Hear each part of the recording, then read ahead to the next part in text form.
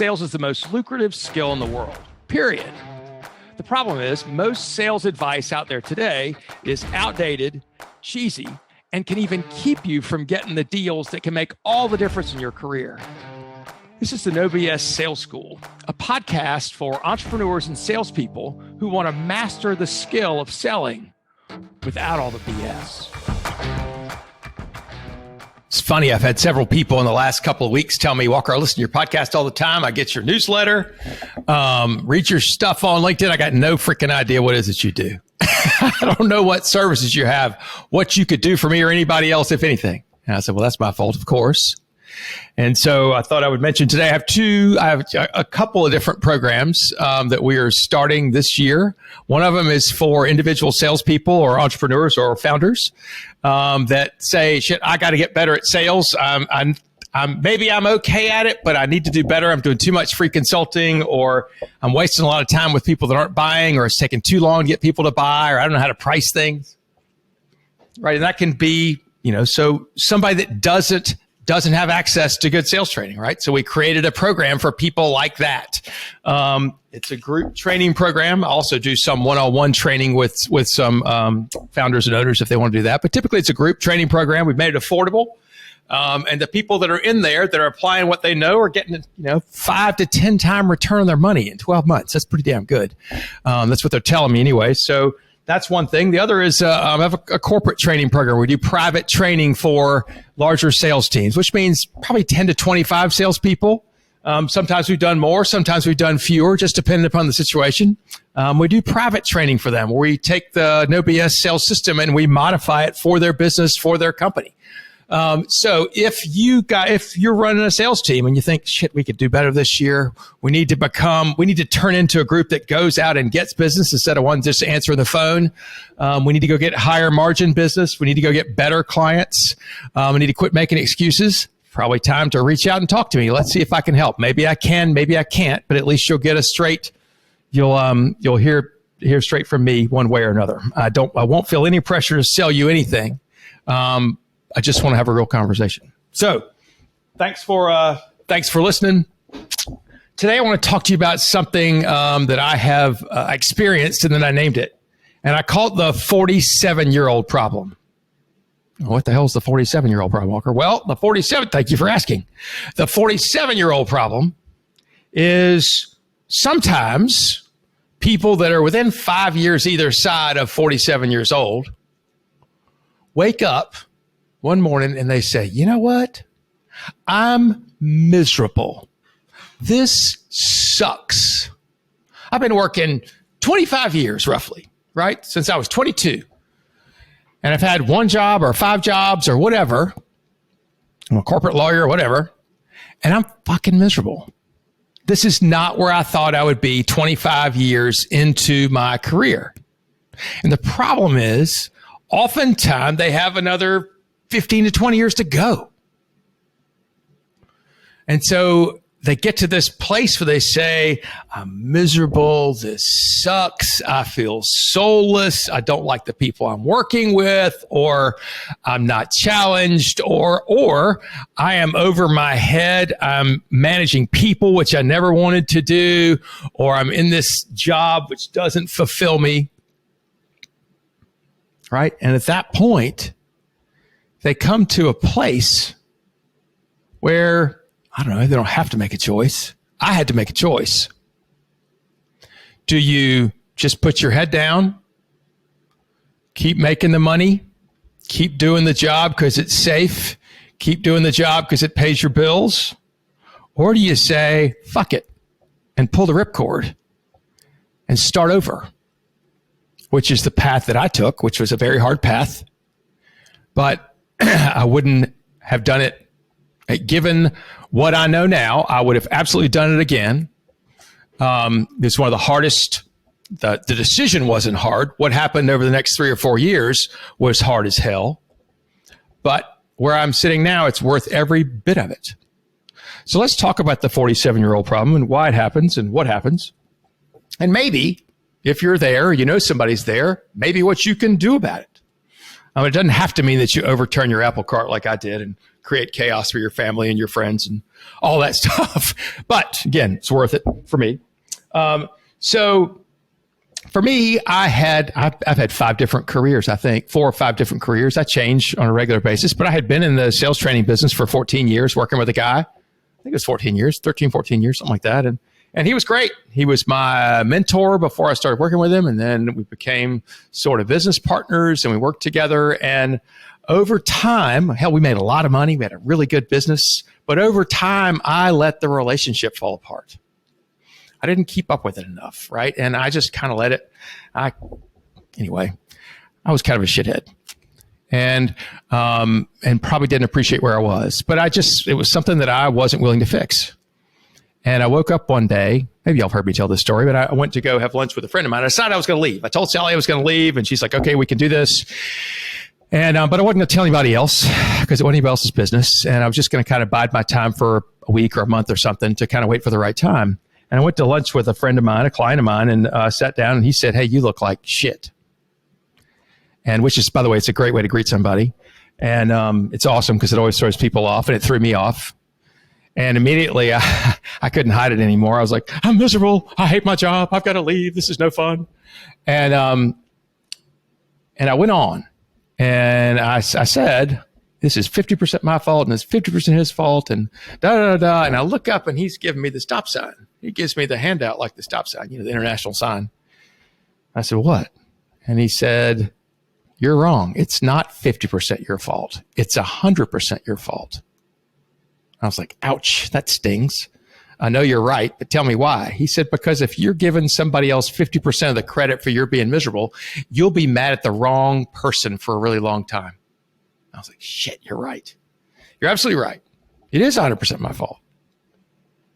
And so immediately when I learned that, most of the stress went off of my back because it was up to me completely. And I was able to go to my sort of business partner and say, I'm sorry. I've been a complete ass. I'm not happy. It's my fault and I need to go fix it. And that's not going to be here. And so we had a relatively okay breakup. And I moved on and he moved on and he did great and I'm doing great. But that was the place that was what I had to do, right? Was stop making excuses, stop blaming somebody else, take responsibility for who I was and what I was doing and where I currently was, right? Because where you are right now in almost everything is a compilation of the decisions you've made up till now. The job that you have, the car that you drive, your wife or partner or husband or whatever are based upon decisions that you made along the way. And so you wake up sometimes and go, shit. All right, what happened? All right, it's the talking heads. This is not my beautiful wife. This is not my beautiful house. What am I doing here? So I've told you the story as well. I think about the 3 boats, right? Where most of us are riding through life in one of 3 boats. The first boat might be a raft where we're bouncing, just kind of floating down the river, going wherever the boat goes. We are there with a lot of other people just like us are right there in the raft. And so it seems normal, but you really are not taking responsibility for the direction of your life. It's just where we're going. And oftentimes it's a comfort zone or sometimes it's a trap. Just depends on where you are. And what your mindset is at the time. And you wake up at some point and go, shit, where am I? Where are we going? What is this? Or maybe you never do. You just ride along in the boat and everything's fine. Or everything's just what it is, right? Had no control. The second boat you might be in is a rowboat, which is maybe you jumped off the raft for whatever reason. And you said, because there's something there that was driving you crazy, right? Whether it was a problem, it was a relationship you're getting away from, it was a monetary thing, it was something, right? But you are in a rowboat, which means you're looking backwards at where you've come from and you're rowing like hell to get away from it. You are getting away from whatever it was that made you angry, that made you upset, that helped you realize you weren't in the right place. So I've certainly been in the rowboat in my life a bunch of times, right? And probably was when I left my last paying job. But the problem with the rowboat is eventually you're going to burn out. Most people can't keep that level of, I'm going to call it angst or anger or fear for a long time. You wear yourself out.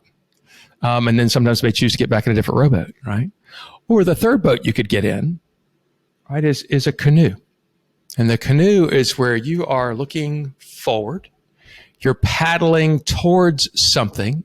Your boat's turning left, right, a little bit at a time, but you can adjust as you go along and you know where you're headed and you're relatively in control. And we could take this analogy as far as you want, right? There are waves that come over the damn canoe from time to time. Can it be scary? You're damn right it can be, just like all of them, right? But the canoe is where I like to be. I want to be moving forward, feeling like it, taking responsibility for where I'm going, doing the work, getting it done. I guess at some point you can move into a sailboat, but I'm not quite there yet.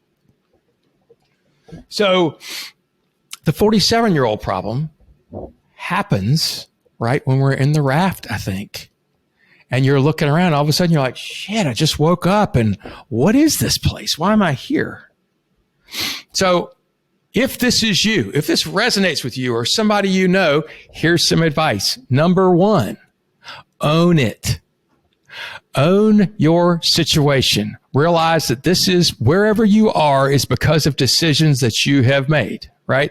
There are no excuses and it's nobody else's fault. Step number one, own it. You can say things like, I haven't figured out yet how to fix this. Or I haven't figured out yet how to get along with this asshole boss of mine. Or I haven't figured out yet how to get out of the managing people business. Or I haven't figured out how to get into the managing people business. Whatever. Own it. Own your situation. Right? Next, I want you to fix what you can. What do you control that you can fix about your current situation? Maybe it is that you need to change jobs. Maybe you just need to say, you know what? I'm miserable here. Remember, you can't fix anybody else. All you can fix is yourself. Damn it. Right? So maybe you need to, maybe you just need to change jobs. You don't have to do something so radical as to, start your own company. Maybe you want to do that. Maybe you buy a company. Obviously, depending upon your situation, what your goals are in your life. Maybe it's just that you rearrange your life so that things are better. On one hand, here's what most of us need to do at the 47-year-old problem. Go look after your health. Lose weight. Quit freaking smoking. Quit drinking so much. Go work out. Get a healthy diet. All this stuff, you know this shit, right? This is nothing new that you don't already know. But go take care of this vessel of your body and your brain that is going to take you through the rest of your life. Several of us have had friends in the last week who dropped dead at way too young. And or friends that have different diseases. We're not guaranteed another day. You've heard that a million times too. If you're miserable right now, take ownership of where you are.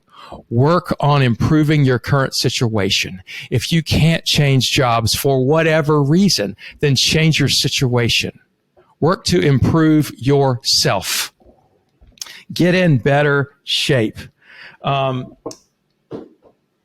Either jump or stay. But here's the thing. Quit bitching. Take ownership of it.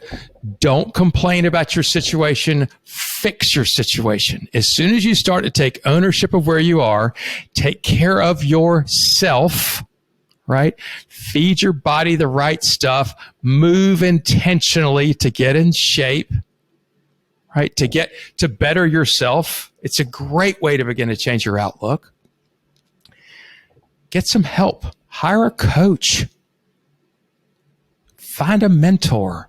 Get a counselor, right? Whatever it takes. This is your life. As they say, there's no freaking, this is not the dress rehearsal. This is it, baby. It's the only shot we got. We're getting older every single day. And as I am noticing that I notice that a whole lot more than I used to, right? Life goes by so fast. Don't do what you want to do. I think that's bad advice.